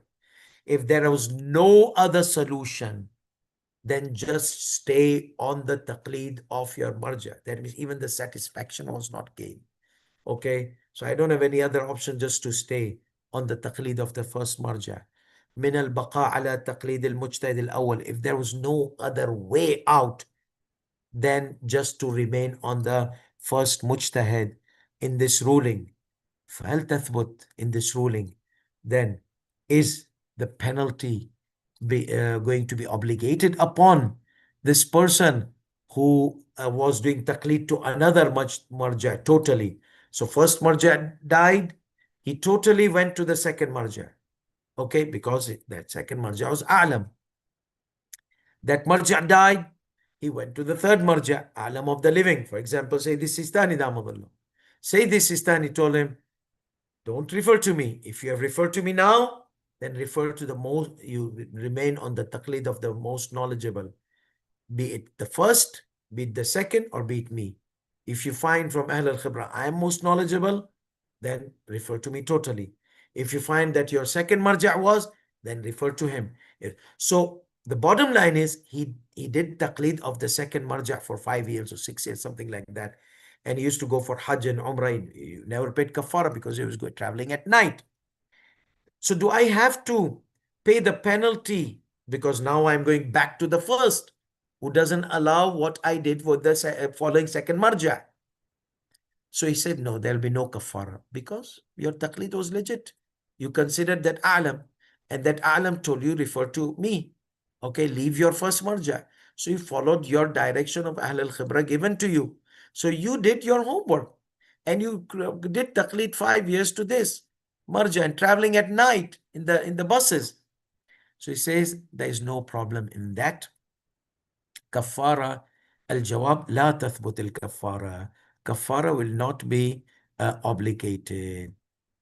I think we should stop here and let you guys take breathe, because those were good Hawzawi session, 4 sessions. They were like more than the common people, more than the practical aspect.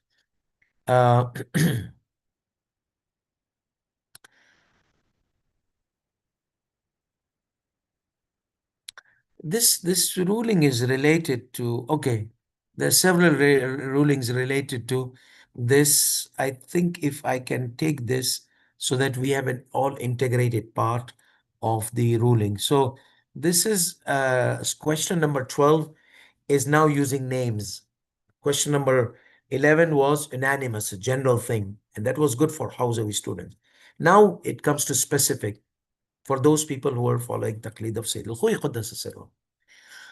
So he says, المقلدون لسماحتكم في البقاء على تقليد بعض المراجع الماضين قدس الله أسرارهم يلتمسون منكم بإلحاح أن تجوزوا لهم الرجوع إليكم في مسألة جواز التضليل للمحرم ليلا إذا لم تكن السماء ممطرة، فهل تستجيبون لطلبهم؟ ما شاء الله. Now intimidating, say this Sistani. Are you going to respond to their demand? What is their demand? The question is like that. Those people who do taqleed to you, Sayyidina, like it's a moral bribery. They're doing taqleed to you. Do you allow them or not? Al-muqalliduna li samahatikum. Those who follow your taqleed. And I have faced people, followers like that. Some of them are harsh. How could Sayyid Sistani be different than Sayyid al-Khuy? And having one day for our children, one day Eid for this and that. Can't Sayyid Sistani just follow Sayyid al-Khuy's ruling and let us have one Eid in peacefully? Baba, why are you talking like that? Khalas, become marja and give fatwa and follow yourself. Become mujtahid. Have some respect for the marja. You see, that guy who spent like a whole life, entire life understanding the hadith and the Quran, now you come up with your, mashallah, protest. So he says, those who follow your taqleed, al-muqalliduna li samahatikum, those who follow your esteemed self, in fil baqa ala taqlidi ba'd al-maraja, in remaining on taqleed of some of the maraja. Remember his ruling is, do one of the 3 a'lam. Either Sayyid Khuy, Sayyid Gulpaigani, Sayyid Sabzawari, or any one of them was most knowledgeable, remain on them. The last 3 ones. So بعض المراجع الماضين, from those past maraja, may Allah subhanahu wa ta'ala bless their souls. يلتمسون منكم, they urge you, they request you with insisting, بإلحاح, like they're really insisting.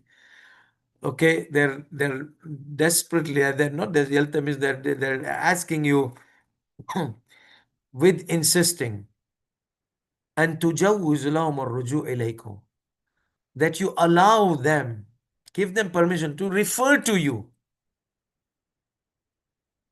في مسألة جواز التضليل, in the ruling of the permissibility of traveling under the means of transportation at night, as long as there was no rain in the sky. فهل تستجيبون لطلبهم? So will you respond to their demand or their urge, request? The answer, so this is the marja. Marja looks in the evidences, not to please people. He has to please Allah.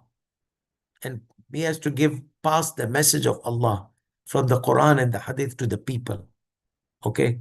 Not please the people, not change his fatwa to please the people. He has to follow the pleasure of Allah subhanahu wa ta'ala. Look at the intellectual talk. لا يسعنا الترخيص لهم في ذلك. It's not in my hand. I can't allow them. I can't give them permission to do this. That means to come to me.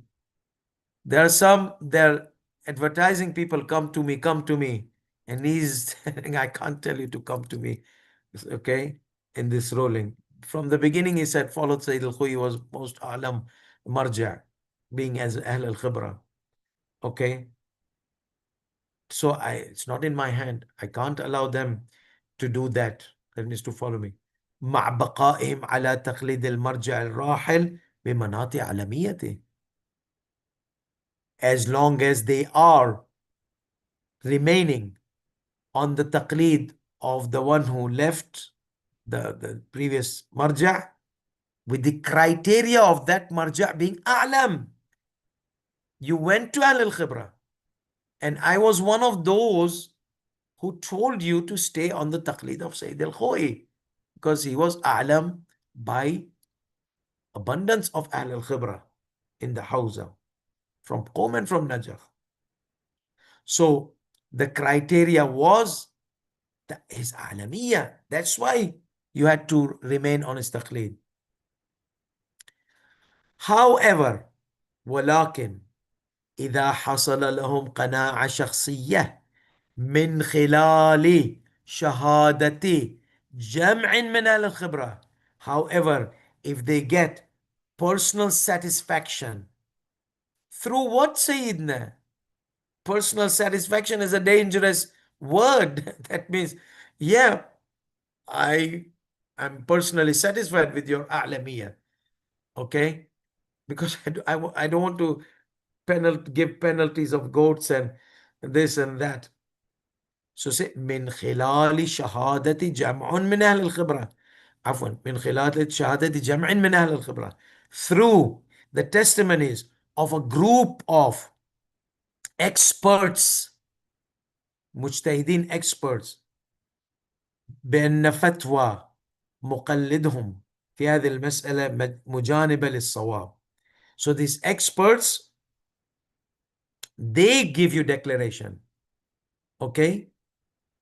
That fatwa muqallidahum, that their fatwa, which they are fatwa of the person whom they are referring to, it is in line of the correction. It is the correct, based on correct methodology. جاز لهم تركها والرجوع إلينا فيها. So he says, let me reword it nicely because the Hausa terminologies are a bit like. So he says, if they gain personal satisfaction through expert mujtahideen, experts, Ahl al-Khibra, that my fatwa, experts are saying, not me.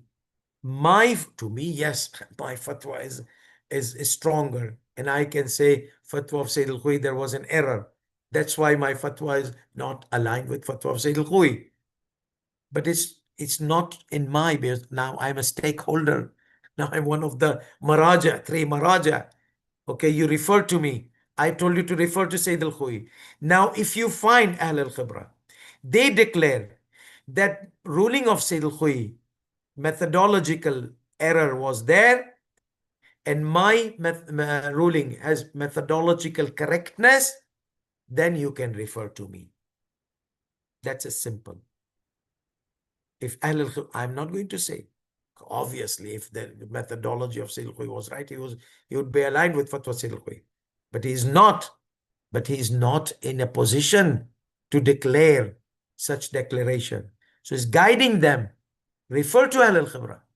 If they tell you the methodology of Sayyid al-Khuwayi had error in it, and they told you that my methodology was not with error, it was according to the criteria of ijtihad, more mujanib al-sawab, then it is permissible for you to leave that ruling, and in that ruling you refer to us. And same ruling is in line. يفتي السيد الخوي قدس سره بعدم جواز التضليل في الليل. It's in line. So after this we are going to finish our session today.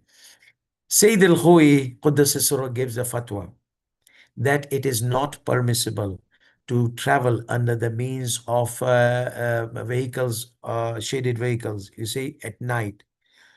ولكنه يحتاط في التضليل في المناطق المستحدثة من مكة المكرمة. However, he considers, it's a technical thing, so focus with me. He considers that the new Makkah is not part of Makkah. What does that mean? That means if you arrive in Aziziyya, which is part of New Makkah, and Sayyid al-Khuwayi considers Makkah as Old Makkah for the ruling of Ihram, for the intercity transportation. Remember intercity transportation? Sayyid al-Khuwayi allows. Sayyid SISTANI has obligatory precaution, serious problem.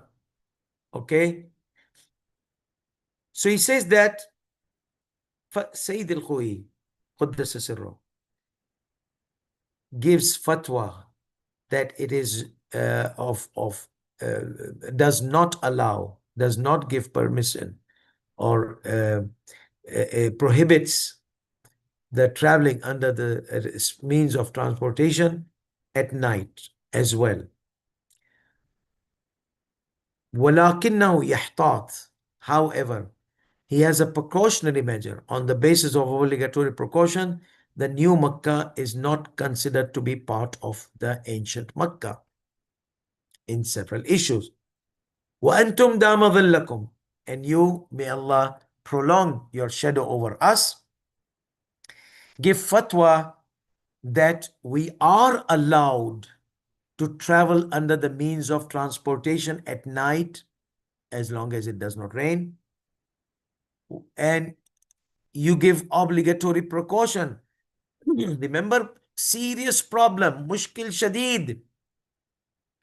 And you have obligatory precaution that intercity, you cannot travel inside the intercity under the means of transportation on the basis of obligatory precaution. And you, may Allah prolong your shadow over us, give fatwa that it is permissible to travel at night under the means of transportation, but you do not allow to the travel under the means of transportation intercity. Okay, so let's say it's a daytime. Sayyid al-Khuwayi considers that not Makkah. You consider that Makkah. Sayyid al-Khuwayi says intercity is okay, but that is not intercity of Makkah. That's new. And you consider that new city part of Makkah. So, is it permissible for followers of Sayyid al-Khuwayi Quddasa Sirruh to refer to you in the ruling of traveling at night under the means of transportation, shaded means of transportation, as long as the rain does not fall in the new Makkah area, even in Aziziyah, you want to go to the restaurant, you want to go here and there, you take a taxi. So, and you are in the state of ihram. So is it possible to refer to you? He says, لَيْسَ لَهُمْ ذَلِكَ. Close the door, slam it on the face. لَيْسَ لَهُمْ ذَلِكَ لِلْإِخْتِلَافِ فِي الْمَبْنَى. Okay? The methodological differences are there. How can you refer to me? My methodology is different than the methodology of Sayyid in this ruling. Okay? So you can't refer to me. We have serious methodological issue. ليس لهم ذلك للاختلاف في المبنى. The basis of ijtihad, the methodological base is different. ولكن, however, he gives a solution. لهم الرجوع إلى من يشارك السيد الخوئي قدس سره في الفتوى بعدم جواز التضليل ليلا، إلا أنه يرى جواز التضليل في مكة المكرمة لمن ورد حتى في المناطق المستحدثة. He says, to me, no. But, to me, you cannot refer. However, you can refer to someone who has similar fatwa with the fatwa of Sayyid al-Khuy Quddasa Sirro, that you cannot travel under the shaded means of transportation at night. However, he considers New Makkah like Old Makkah. And Sayyid al-Khuy says New Makkah is not like Old Makkah on the basis of obligatory precaution. So you can refer to him and consider New Makkah or like Old Makkah. And then you can transport. Because Sayyid al-Khuy says intercity, okay. Aziziyah is not in Makkah. So when you are going from Aziziyah to Makkah, you are traveling from one location to other location, one city to other city. Okay? So Aziziyah is like a city merged with Makkah and become one big city, Makkah. But Sayyid al-Khuy had a different methodology here in considering New Makkah as Old Makkah. So therefore, he says that refer to someone who had refer to someone who has two things, A and B. What is A? His methodology is similar to the methodology of Sayyid al-Khuy, that you cannot travel under the means of transportation at night. Okay? Even at night, under the shaded means of transportation. That's number one. So now you want to travel intercity in Aziziyah, or you want to travel from Aziziyah to Makkah. Okay? From that new Makkah to old Makkah. In that, there are maraja who consider, and they are aligned with the fatwa of Sayyid al-Khuy, that no shaded even at night. They are aligned with him, and they consider New Makkah to be part of Old Makkah. That means the whole Makkah is one. So refer to that marja and relieve yourself from this issue of traveling under the means of transportation intercity. Okay, so this is something. So the followers of Sayyid al-Khuy, he says, don't come to me because my methodology is different. I allow transportation at night, but Sayyid al-Khuy does not allow, and you're following Sayyid al-Khuy is considered to be a'lam for you. So you have to, in ihtiyat-e wajib, you refer to someone who's in aligned with Sayyid al-Khuy in his fatwa, same like fatwa of traveling under the shades of transportation, and considers New Makkah like Old Makkah. So that you can do. إلا أنه يرى جواز التضليل في مكة المكرمة لمن ورد حتى في المناطق المستحدثة. So this is enough for today, and so tomorrow we are going to discuss, or in our next session we are going to discuss about other area. But this was a package, so that's why I wanted to complete this ruling. I know this is a bit lengthy, but it was all a integrated ruling about the tadlil. وآخر دعوانا الحمد لله رب العالمين وصلى الله على محمد وعلى آله الطيبين الطاهرين.